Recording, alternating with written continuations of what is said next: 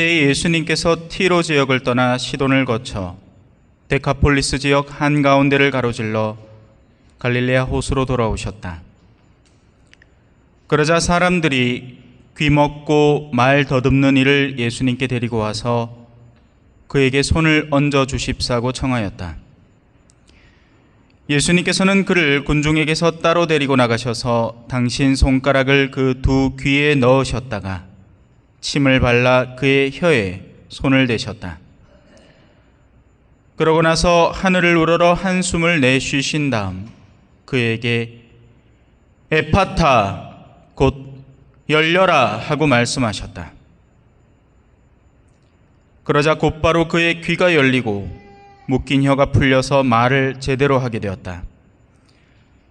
예수님께서는 이 일을 아무에게도 말하지 말라고 그들에게 분부하셨다. 그러나 그렇게 분부하실수록 그들은 더욱더 널리 알렸다.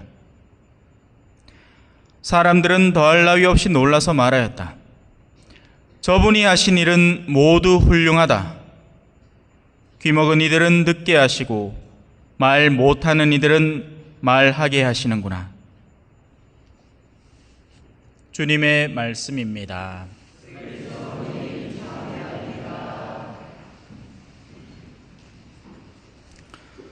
찬미 예수님,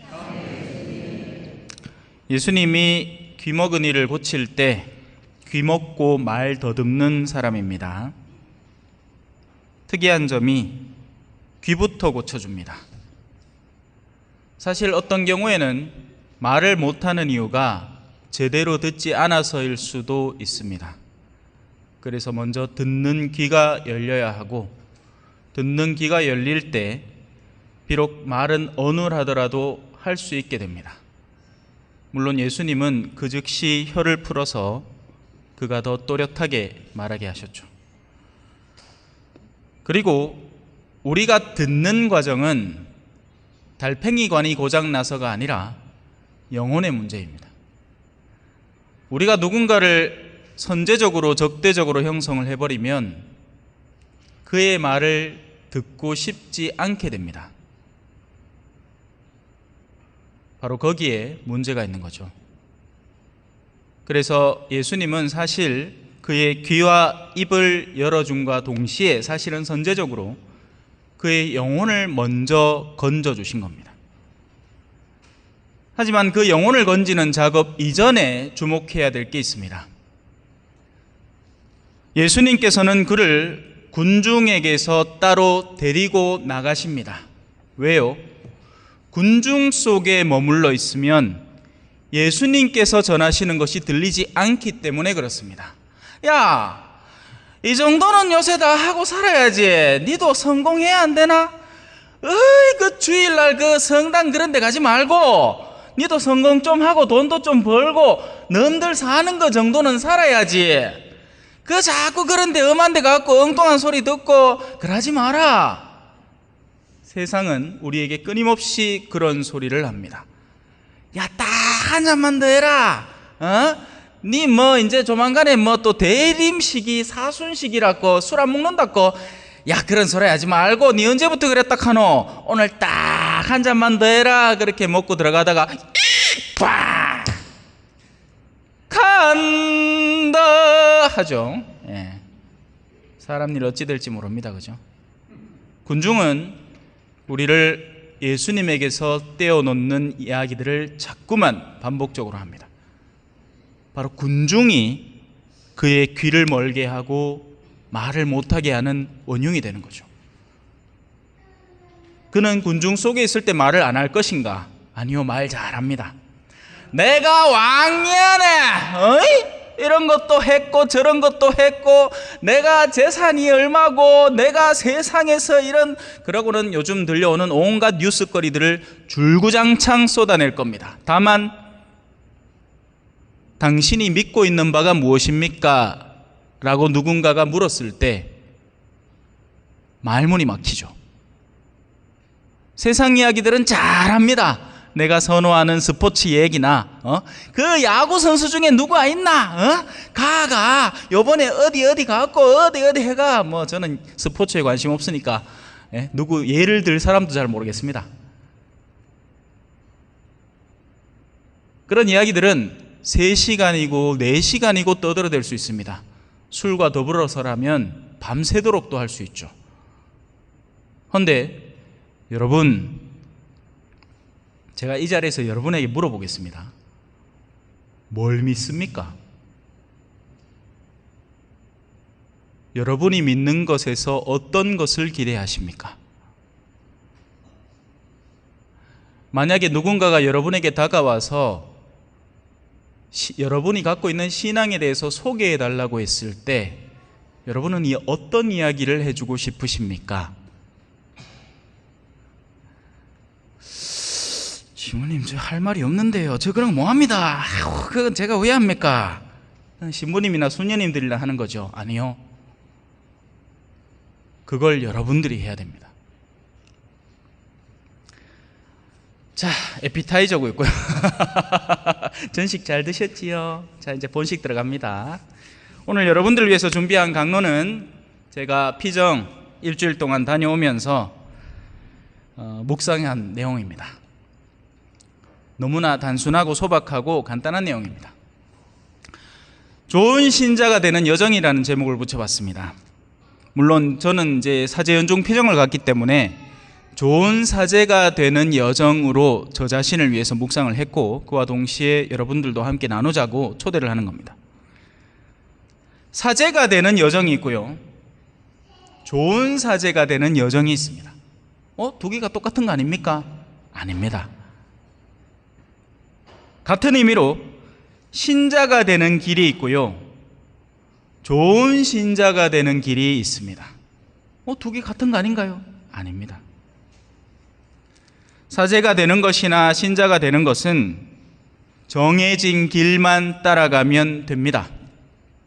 약속된 예비자 교리 시간을 어기지만 않고 나오고, 그 교리 안에서 요구되는 바, 기도문을 외워라, 뭘 해라, 그것만 하면 일단은 신자가 됩니다. 사제도 마찬가지죠. 정해져 있는 신학교 기간만 어떻게든 버티면 됩니다.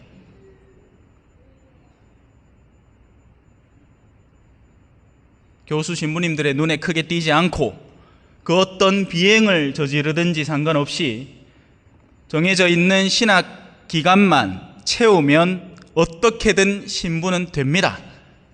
그의 내면에 어떤 씨앗이 자라고 있고 어떤 것이 형성되어 있는지 상관없습니다. 그러니 이런 사람도 가능합니다. 교수 신부님이 볼 때는 아베 마리아 하다가 감시의 눈길이 사라지면 그 누구보다도 세속적으로 변해버리는 사람도 있습니다. 신학교 때는 꾸준히 감시의 눈길이 전해지기 때문에 감추면서 살지만 그것이 사제가 되면서부터 드러나기 시작합니다. 이 사람이 어떤 것에 보다 중점적으로 관심이 있었고 무엇을 위해서 살아가는 사람인지는 사실 제도 속에는 드러나지 않습니다. 자유로워질 때 드러나는 겁니다.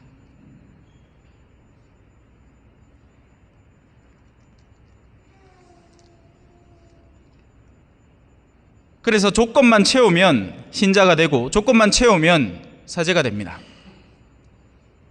하지만 좋은 사제나 좋은 신자가 되는 것은 다른 길을 의미합니다. 이는 단순히 외적인 사제됨, 외적인 신자됨의 기본 틀을 벗어나서 좋음이라는 것을 추구하기 위해서 한 발짝 더 앞으로 나아가야만 하는 겁니다. 그리고 모든 좋은 물건들이 그렇듯이 공이 듭니다. 싼 게 뭐다? 비지떡이다. 테무와 알리에서 산 건 한 달을 못 버틴다. 살라마 매장에 가서 직접 고르고 사든지 정식 제품을 사야 됩니다. 안 그러고 싸다고 좋다고 샀더만 가품이 쓱 오고, 그죠? 난리북새통을 치죠. 몇 번 당해봐서 합니다. 다이소 가고 이런 게 있나 이 값에 하고 떡 샀는데 이런 거 있잖아요. 플라스틱으로 만든 이 서랍 높은 데 이렇게 올라가는 계단 같은 거 떡 사놨디만은 한 달도 안 돼가 벅썩 박살이 납니다. 얼마나 플라스틱이 약한지. 모양은 좋게 만들어 놨는데 그 강도를 견뎌내지를 못하는 거죠. 뭐 싼 값에 샀으니 그죠? 누구에게 불평을 하겠습니까? 제 탓이죠. 네. 좋은 것은 공이 듭니다.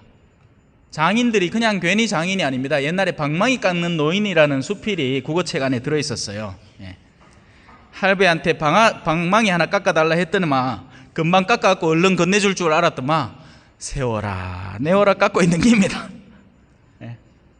막 속이 답답할 정도로 이 바쁜 세상에 빨리 버스 타고 집에 가갖고 이것도 사고 저것도 사고 해야 할 일이 많은데 방망이 하나 깎아달라 했더니만 세워라 내워라 들어보고 다시 깎아고. 본당을 추스르는데도 공이 들고요, 신앙생활을 유지해 나가는데도 공이 듭니다. 세상에 그냥 되는 건 없습니다. 흔히 이런 아이디어들을 만납니다. 뭔지 아세요? 아마 엉망진창으로 살다가 죽기 직전에 고해성사 딱 보고 가면 안 되나? 쉬운 방법입니다. 그죠? 그걸 할 수 있으면 해보세요. 근데 과연 그렇게 해서 하느님 앞에 간 영혼이 제대로 형태가 갖춰져 있을까요? 아닐걸요. 하느님의 빛을 견뎌낼 수 있을까요? 아닐 겁니다. 영혼을 다듬는 데는 공이 듭니다. 제 강론이 지겨운 것도 이유가 있습니다. 그죠? 어제 손님을 한 분 만났는데 신부님 강론을 좋아하는 사람도 있고 싫어하는 사람도 있는데요, 싫어하는 사람에게는 신부님의 강론이 와서 껄끄럽게 만들기 때문에 그렇습니다. 제가 이런 얘기만 하면 얼마나 좋을까? 여러분들 하는 사업 다 잘 될 겁니다. 아무 걱정하지 마시소. 힘든 일이 있어요, 하느님한테 열심히 기도하면 다 해결될 겁니다. 근데 저는 이렇게 얘기 안 하죠. 해결될 만한 건 해결이 되는데 여러분들이 바꿔야 되는 영역에서 고집을 피우고 있으면 도로 정을 맞게 됩니다. 공이 드는 모든 일은 순환을 예비합니다. 괴로움을 겪지 않고 공을 만들어내겠다는 것은 말이 안 됩니다. 그런 건 존재하지 않습니다, 세상에. 금속이 정련되기 위해서는 뜨거운 불을 만나야 하고요, 나무가 작품이 되기 위해서는 끊임없이 조각칼을 맞아야 됩니다. 좋은 참외를 만들어내기 위해서는 어떻게 됩니까? 농부가 나날이 가서 보고 혹시나 더블랑가 추블랑가 공을 들여야 참외라는 작품이 나오죠. 안 카고 내팽개 쳐놓으면 언제 그 하우스 벌레 그거 와가 막 시커머이 막 똥을 싸질러 놓고 막 하도 조들은 건 많아갖고 머리로 농사 다 짓습니다, 저는.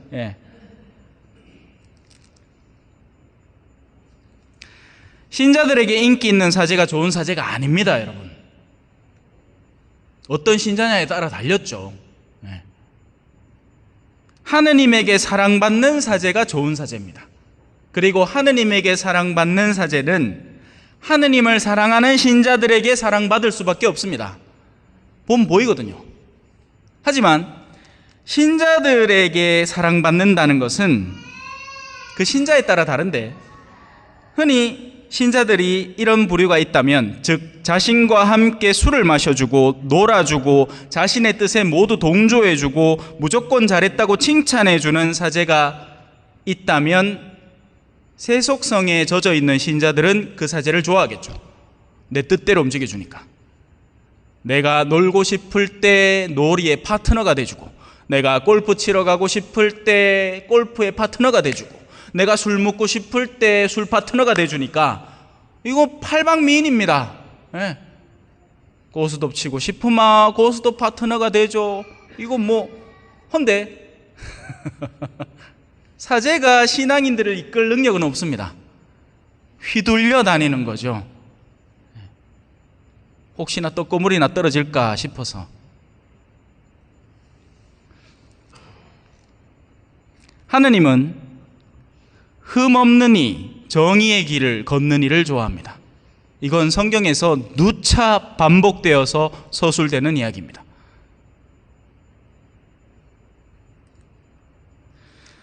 오늘도 세상 곳곳에는 사제인 이들과 좋은 사제가 되는 애쓰는 이들이 공존할 겁니다. 겉으로 봐서는 잘 구분이 안 될 거예요. 누가 뭔지, 뭐가 뭔지. 신자들도 마찬가지니 그저 신자라는 명목에 겨우 턱걸이 하듯이 내 그래도 주일 미사는 왔잖아, 내 그래도 판공은 봤잖아, 뭐 이런 거 있잖아요. 그죠? 턱걸이 겨우 하는 겁니다. 턱걸이 할 때 알죠? 예? 학교에서 막 이렇게 턱걸이 시험 치잖아. 그러면 막 몇 개 하다가 이제 마지막에 하고 이제 턱걸이 겨우 하는 겁니다. 그죠? 예. 정해져 있는 기준을 겨우 한 개 얻어 걸리는 거죠. 반면 좋은 신자가 되기 위해서, 즉 향기 나는 포도나무가 되기 위해서, 요즘 포도철이잖아요. 그죠? 저 외관 우리 가끔씩 밥 먹으러 가는 곳에 가다 보면 거봉 맛있는 거 그 무인 판매대에 판매하고 있습니다. 예. 얼마 전에 한 분이 사주셔서 맛있게 먹었어요. 아, 진짜 멋진 포도는 정말 탐스럽고 맛있죠. 그죠? 예. 요즘 씨도 없어가지고 얼마나 맛있는지 몰라. 예. 하느님도 마찬가지일 겁니다. 그죠? 그냥 엉망진창인 열매보다도 탐스럽게 익은 열매를 하느님은 선호하시겠죠. 문제는 하느님이 선호하는 포도의 당도는 무엇이 결정할 것인가? 과연 우리는 그걸 올바로 알고 있는가라는 것입니다. 향기 나는 포도주가 되기 위해서는 앞찾기에 짓눌려야만 하는 거죠. 그런 신자들도 공존하는 겁니다. 이 중에는 그냥 미사만 겨우 나오는 신앙인이 있는가 하면 자신을 좀 더 하느님의 그런 틀에 넣어서 짓눌리면서 그 즙을 짜내서 향기로운 포도주로 변모되는 신앙인들도 있는 겁니다. 선한 이들은 세속 안에 살아가면서 늘 그 압박감을 견뎌내야만 합니다. 세속은 우리를 가만두지 않습니다. 이게 물리적인 세계라면 악은 그냥 그 자리에 있습니다. 우리가 건드리지 않는 이상 별일 없어요. 그런데 인격적인 차원에서의 악은 가만히 있지 않습니다. 선한 이에게 마술을 펼치고 그를 유혹하려고 들죠. 만약에 물리세계의 악처럼 세상이 돌아간다면 우리는 관심만 안 가지면 별일 없습니다. 그런데 왜 레지오 단원 중에 신병이 딱 와가지고 들어왔다 한데 레지오 단원 중에 이 술꾼들이 막 있어가지고 야 이제 우리 환영한다, 오늘 환영주 한번 하자, 다음 주에는 또 또 핑계 대갖고 한잔하자 하면 몇 주 지나지 않아서 술꾼이 되어버립니다. 말짱하던 그 영혼이 내면에 악습이 가득한 영혼으로 뒤바뀌는 거죠. 더러운 냄새가 풀풀 풍기는 영혼이 되는 겁니다. 그래서 의로움을 간직하려는 신앙인들, 제가 아까 표현한 것처럼 흠없이 걸어가고 의로운 길을 걸으려는 이들은 세상이 우리에게 주려는 압박감을 잘 견뎌낼 줄 알아야 합니다. 세상은 우리를 가만두지 않을 거거든요. 그리고 그것을 잘 견뎌낸 이들은 마침내 승리자의 대열에 들어가게 될 겁니다. 시도 한 편 써왔습니다. 왜 들으실려나 모르겠는데 시는 그냥 찬찬히 읽어드릴게요. 제목, 성스러움을 볼 눈이 있는가? 범인이 어찌 장인의 작품을 논할 수 있을까? 그것을 볼 줄 아는 눈이 없는데 무엇으로 그것을 평가할 것인가? 인간의 내면을 바라보는 눈이 없는데 그를 어찌 평가할 것인가? 과연 우리는 성스러움을 볼 눈이 있는가? 성스러움은 어디에서 드러나는가? 그것은 어떤 표지를 지니고 우리에게 드러나는가? 마치 비유와도 같아서 겉으로 보기에는 평범한 이야기이지만 그 안에는 보석 같은 진리가 숨겨져 있듯이 성스러움도 평범함을 옷 입듯 입고 우리 사이를 거닐리라. 신학의 이론으로도 알 수 없고 전례의 엄중함으로도 표현하지 못한다네. 거룩함은 때로는 너무나 소박해서 바로 곁에 두고서도 그 가치를 알지 못하지. 때로 그것이 자신의 비밀을 흘릴 때가 있으니 우리는 깨어 있어야 한다네. 그래야 그 표지를 알아차리고 그를 붙들 수 있다네. 그대의 성스러움을 볼 눈이 있는가? 밭에 묻힌 보물을 찾을 수 있는가? 하느님을 사랑하고 흠없이 걸어가느니 그런 일을 보거들랑 나에게 알려주소. 나 그를 붙들고 하늘나라 따라가리. 아멘.